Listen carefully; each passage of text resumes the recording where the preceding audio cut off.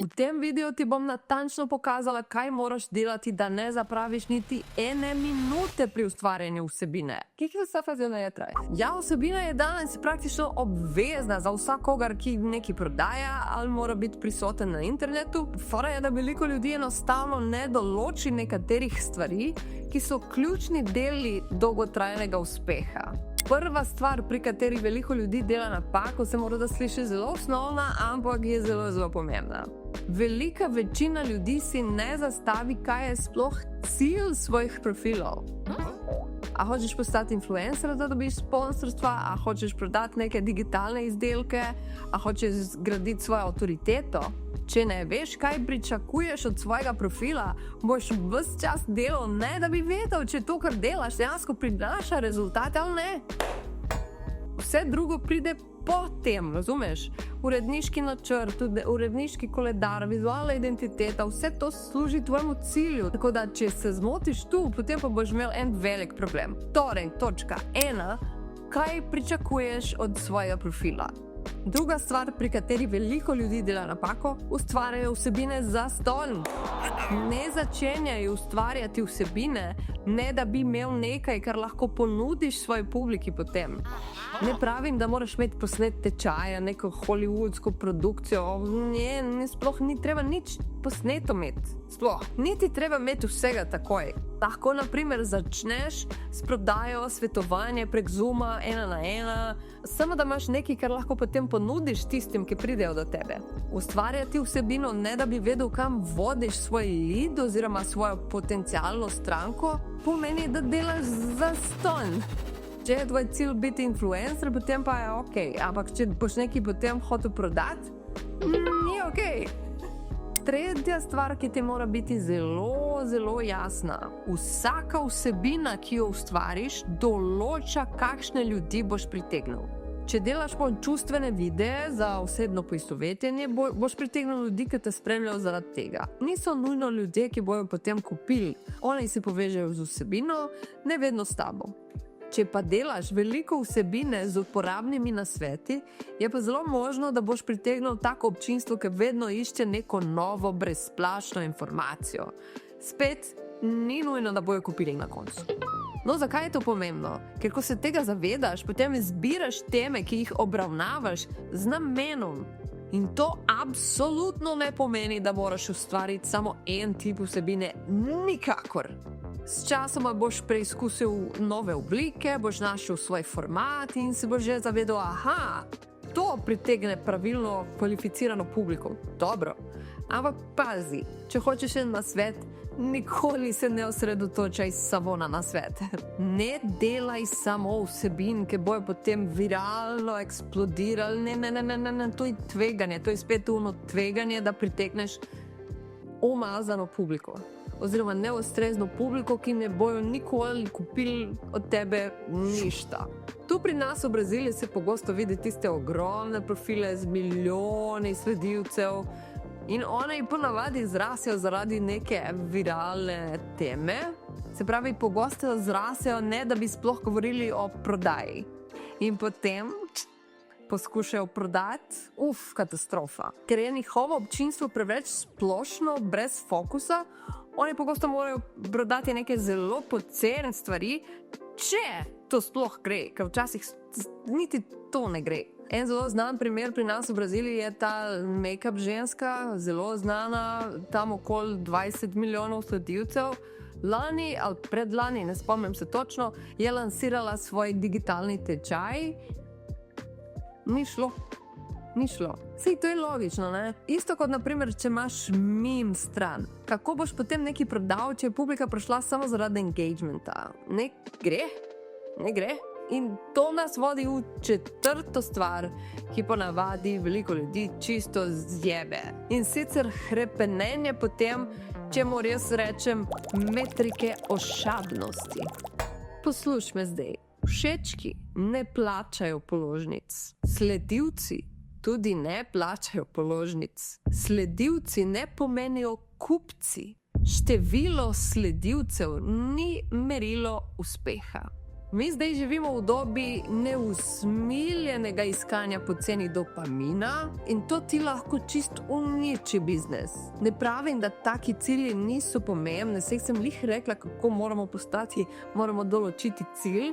Cilj lajkov, engagementa, vse te metrike so tudi pomembne, ampak če je tvoj edini cilj, da boš imel 10,000 sledilcev v 30 dneh, nehaj. Če edino hrepeniš po viralnosti, potem so zelo visoke možnosti, da boš ustvarjal stvari, ki ti niso všeč, da ti bo vse minilo in da se boš naveličal. Štartaš, potem malo obupaš, ne? Zelo pogosta stvar. Sej se tudi meni že zgodilo to. In še nekaj rada bi dodala. Takrat, ko sem začela leta nazaj, sem imela 2 straki. Ena je imela 3,000 sledilcev na Instagramu, druga je pa imela 10-krat več, ne, tam okoli 30,000. Mislim, oba sta majhna profila za nas v Braziliji, pokaj evo, to je bilo moj začetek. No, jaz sem obema naredila launch strategijo, oba sta lansirali svoje digitalne tečaje in pri tej, ki je imela samo 3,000 sledilcev, smo imeli veliko večji ROI oziroma return on investment. Kako se to sploh reče po slovensko?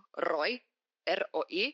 Pojma nimam, no v glavnem. Ta najmanjša je bila zelo večji ROI v primerjavi s to veliko. Tista večja je imela totalno neustrezno publiko, zelo onesnažen profil, veliko več dela je bilo vse skupaj. Jaz takrat sem tudi bila ena gromozanska mona, zato ker sem edino gledala nišo in število sledilcev, da bi izbrala svoje stranke, ne, da jih naredim strategije, da jih lansiram. Danes, hvala Bogu, situacija je totalno drugačna, ponavadi me stranke najdejo in jaz zelo bolj strogo zbiram. Mislim, vse je pomembno, da imaš sledilce, ne me narobe razumeti. Je zelo bolj globoko od tega. Prav, tvoj cilj ne sme biti viralnost ali samo številke. Rajš se fokusiraj na konstantnost. 5. stvar. Moraš imeti uredniški načrt. Kaj pa sploh uredniški načrt? No, kateri so tisti tematski sklopi, po katerih želiš, da te ljudje prepoznajo? To so vsebinske stebre, ki držijo. Vsebinski stebri, ki držijo. Steber. To so vsebinski stebri, ki držijo tvoj profil skupaj. Ne jih imeti preveč, ne zgubi se. V mojem primeru na tem kanalu bo to strategija, copywriting, oglaševanje s plačanim prometom, vsebina in ker velikokrat uporabljam AI, sigurno bom o tem tudi govorila tukaj. Kaj pa poleg dela? Kako bi rad, da te ljudje vidijo? No, v mojem primeru vsake toliko bom vrgla par osebnih tem, se bo moja mačka pojavila, da me grize, ker to zelo rado dela. Leo, bom trpela slovenskim jezikom. Jaz sem največji nerd za jezike, ki obstaja. Seveda se bo to videlo tu, ampak se mora vsebina vrteti znotraj tistih glavnih stebrov.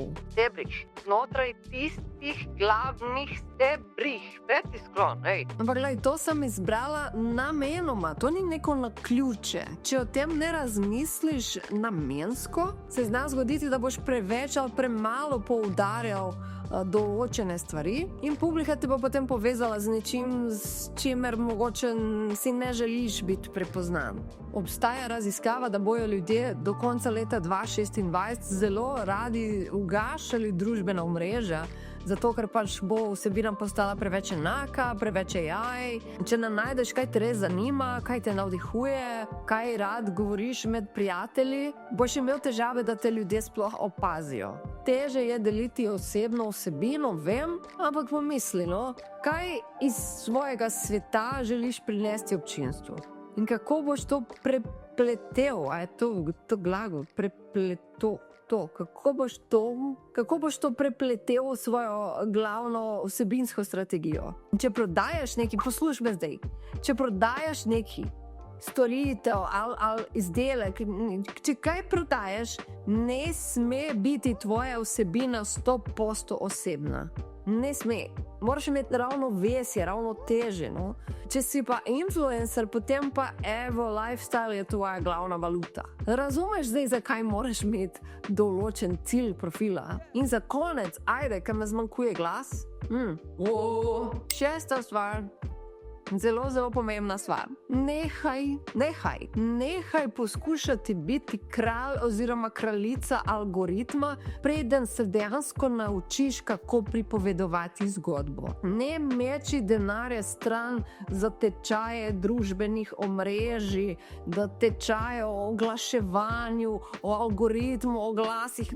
Prva stvar, v kateri moraš biti dober, če ustvariš vsebino, je copywriting. Če mene vprašaš, Erika, imam čas, da se učim samo eno stvar, naj grem na tečaj za družbena omrežja ali za copywriting. Vedno bi izbrala copy. Copywriting je to, kar potrebuješ. Če želiš preživeti preizkus časa in nenehno spreminjajoče algoritme, če ne želiš, da te pogoltne trg, boš moral obvladati umetnost pripovedovanja zgodb. Pika. O tem bom na tem kanalu veliko več govorila, veliko bolj podrobno, tako da subscribe že, če nisi še. Zdaj, ko ti je vse to jasno, si končno pripravljen, da začneš razmišljati o tem, kaj, kdaj in v kakšni obliki boš govoril. Ne pozabi se naročiti in mi v komentarjih povedati, kako trenutno ustvarjaš vsebino. A delaš katero izmed teh napak, si se prepoznal tu nekje, povej mi. In se veselim tudi popravkov iz slovenskega jezika. Dej, popravi me spodaj. Zdaj vem, vedno je nekaj narobe z gladovskim vidom, pa to. Dej, popravi mi, ni panike, dejansko sem vesela, če me popraviš. In se vidimo v naslednjem videu. Čau!